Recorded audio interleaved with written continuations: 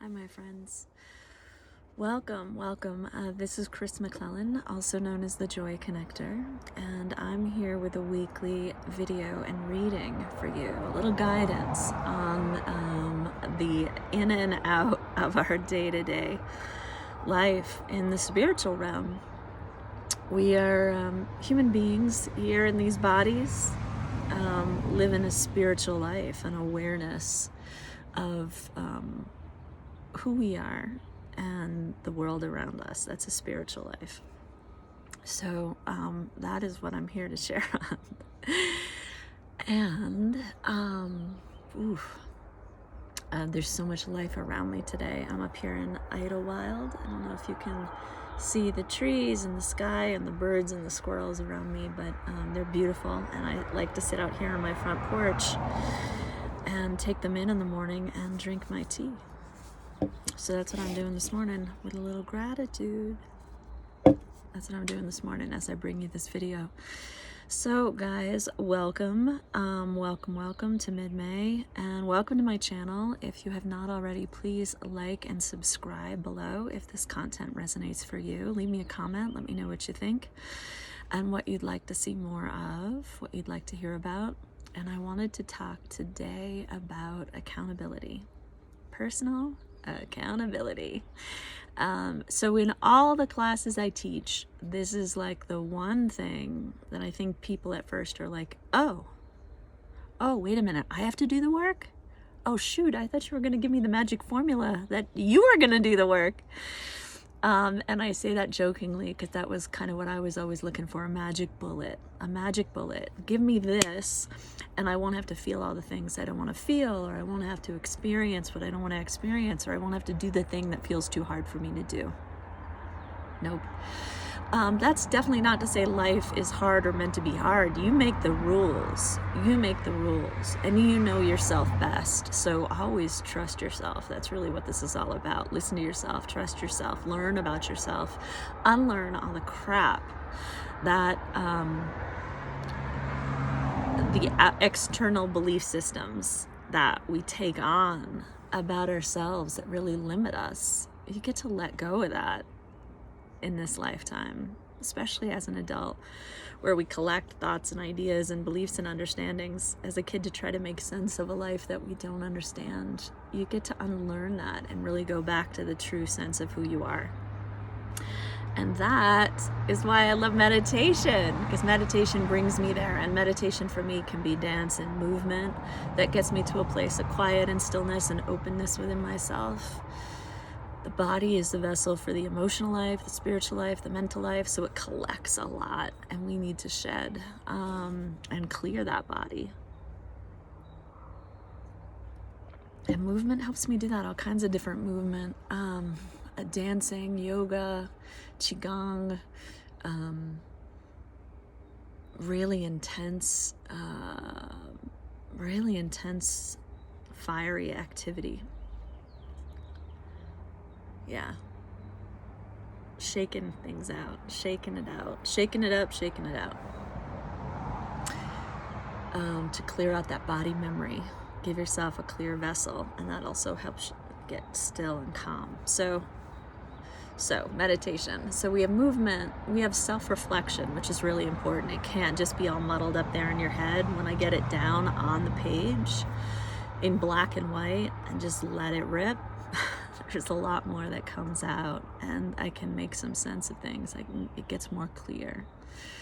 So writing's always been a part of my journey, and then stillness, sitting in stillness within myself, and checking out what's going on in my heart, my body, my mind, and giving myself a space to do that. So that for me is the High Priestess card, which is the card I pulled today in the tarot, the High Priestess, which is really that higher knowing, that greater sense of self that always knows. And that over time, the more clear we are, the more we do these practices, the more we get to trust and believe in ourselves, in that true sense of self. Not in the illusions and the lies we tell ourselves or that we adopt from other people. Not that everybody's trying to lie to us, but they just know what's true for them, which is not always what's true for you, right? What's true for us. So many well-meaning people will tell you and project onto you what's going on for them, or what they learned for them, or what was right for them, but it may not be your journey. So that's why it's so important to get to know you and listen to you. No one else can tell you. No one else can tell you what's right for you. So if you're like me and you were really afraid of making mistakes and screwing up your life, you listened to a lot of people and took, suggestions that may not have even resonated for you because you were afraid maybe to be alone, or like I said, afraid you'd make a mistake and screw it all up and not get what you wanted in the end. But this is why I come back to accountability, you guys. So accountability is taking 100% responsibility for your own experience in this life. No one can make you feel anything. You can be triggered, but you choose your reaction. And no one can make you do anything. No one can make you think anything or say anything, or no one else is in charge. We are. So if we want to change our experience, we have to change.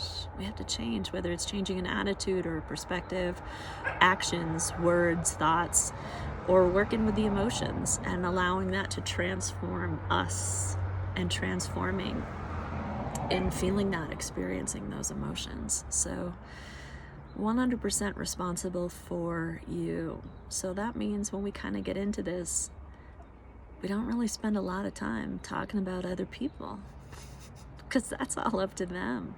Their journey and what they're doing, that's up to them.